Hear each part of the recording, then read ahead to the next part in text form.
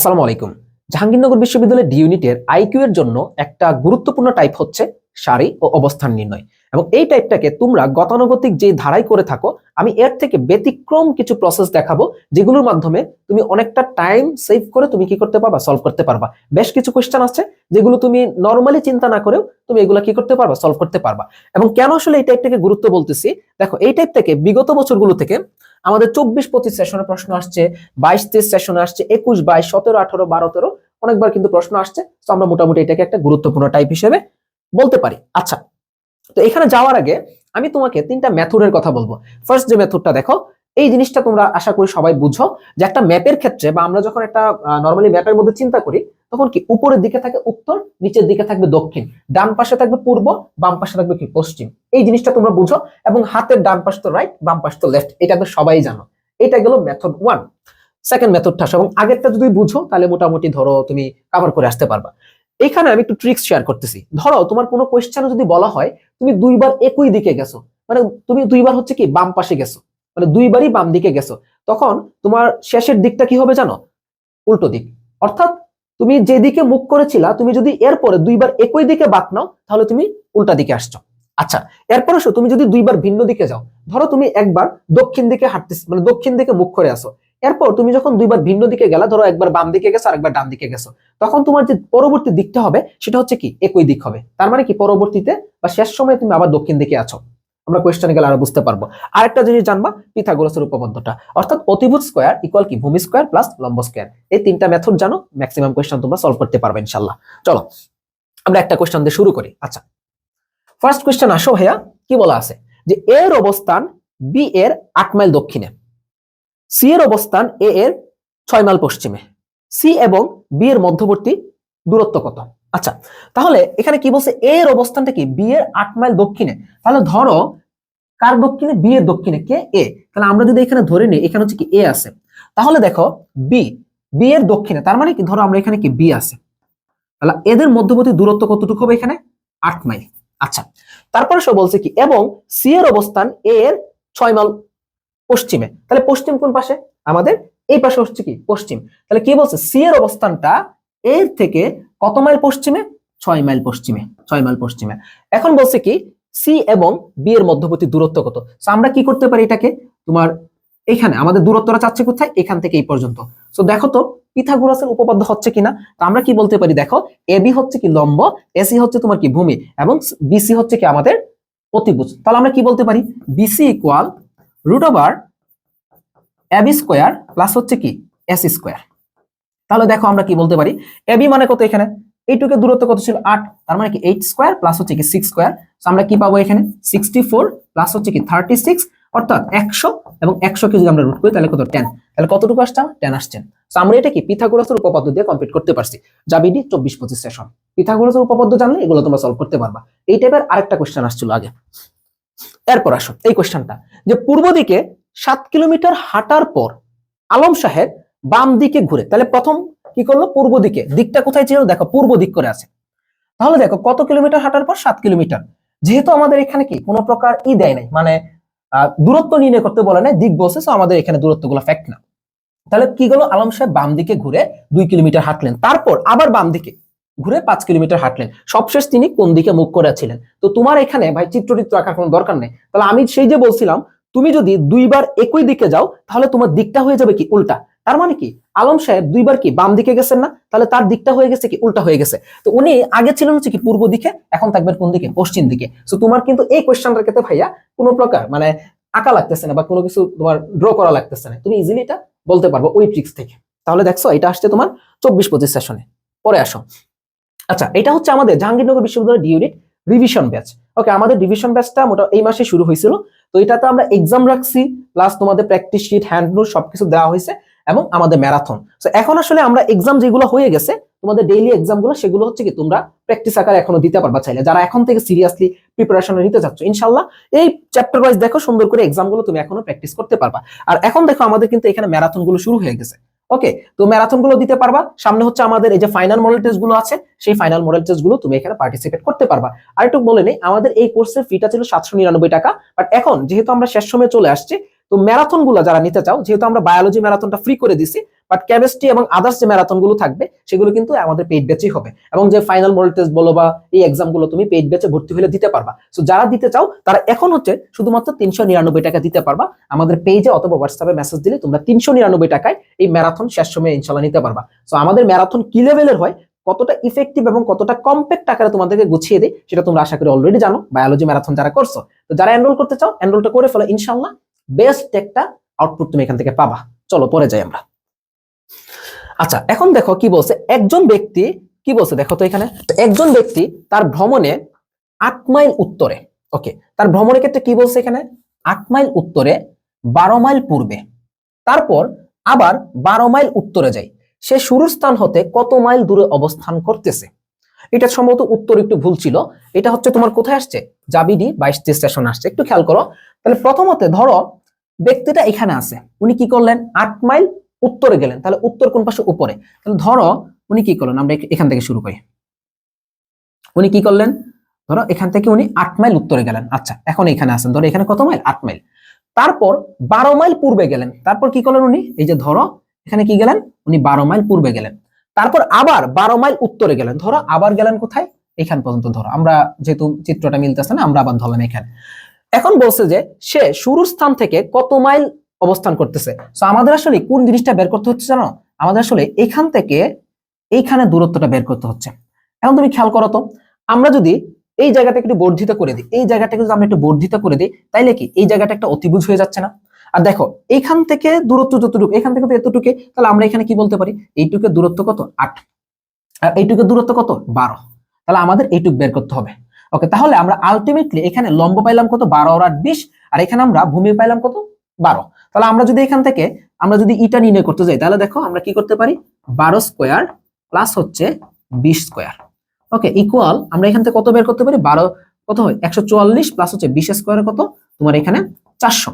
তাহলে আলটিমেটলি আমরা কত পাচ্ছি, √544। ওকে, তো √544 মানে কি 23 পয়েন্ট সামথিং আসে, এখানে 23 পয়েন্ট সামথিং আসে। ওকে, এখানে যেহেতু তোমার আমাদের সলভটা দেওয়া নাই, এটা উত্তরপত্র ভুল ছিল, সো এখানে আমরা বলতে পারতেছি না। সো দ্যাটস ওয়াই কি এখানে উত্তরটা কত হবে 23।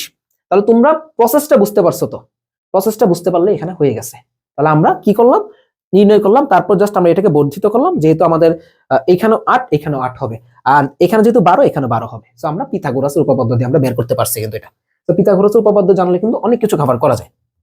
ওকে, এখন আকিব সাহেব তার ব্যক্তিগত গাড়ির মুখ উত্তরে রেখে অফিসে ঢুকে পড়লেন। তার বাসা থেকে অফিস পর্যন্ত পথ অতিক্রম করতে গাড়িটি 2 বার ডান দিকে ও 1 বার হচ্ছে বাম দিকে ঘুরেছে। বাসা ত্যাগ করার সময় গাড়িটি কোন মুখী ছিল। ওকে, তো এই টাইপের কোয়েশ্চেনের ক্ষেত্রে তোমরা যেহেতু রিভার্স, এখানে তোমাকে বুঝতে হবে যে একটা হচ্ছে কি ফরওয়ার্ড, আর একটা হচ্ছে তোমার কি ব্যাকওয়ার্ড। ওকে, সো তুমি কিন্তু আকিব সাহেব অলরেডি কিন্তু অফিসে আছেন, এখানে বোঝাচ্ছে আসলে উনি যখন বাসায় ছিলেন তখন আসলে কোন দিকে ছিল গাড়িটা, কোন মুখী ছিল।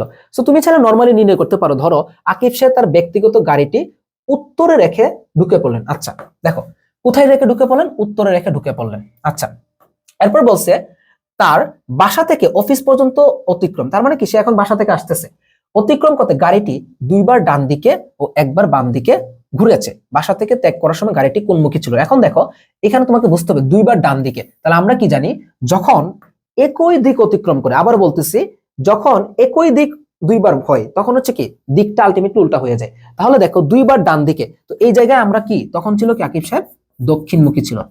তারপর দেখো ও 1 বার বাম দিকে ঘুরেছে, 1 বার বাম দিকে, তাহলে কি হবে 1 বার বাম দিকে মানে কি পশ্চিমে। তাহলে এখন সে কোন দিকে আসছিল, মানে তার বাসা ত্যাগ করার সময় গাড়িটি কোন মুখী ছিল, পশ্চিমমুখী ছিল। শেষ।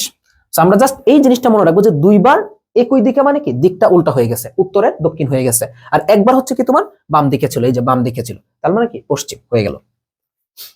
এরপর আসো দেখি, ভোরবেলায় আপনি বেড়াতে বের হয়েছেন, বের হওয়ার সময় সূর্য আপনার সামনে। ওকে, তাহলে ভোরবেলায় বেড়াতে বের হইলাম, বের হওয়ার সময় সূর্যটা সামনে, তাহলে সূর্য যখন সামনে থাকে তখন কি আমি পূর্ব দিকমুখী, তাহলে সূর্য যখন সামনে তখন কি আমি এখানে পূর্ব।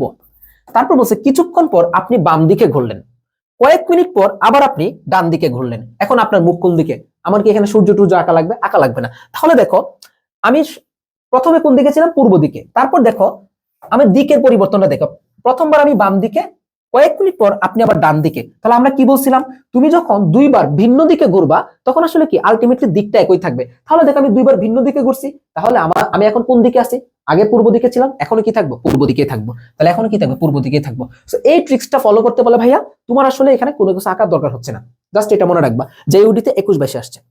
ওকে, এরপর আসো 5 কিলোমিটার হাঁটার পর আবির, দেখো 5 কিলোমিটার হাঁটার পর আবির তার ডান দিকে ঘুরে 3 কিলোমিটার হাঁটলো, তারপর বাম দিকে ঘুরে আরো 2 কিলোমিটার হাঁটলো, সর্বশেষ দক্ষিণ দিকে হাঁটলো। তাহলে সর্বশেষ সে কোন দিকে ছিল, দক্ষিণ দিকে হাঁটছে।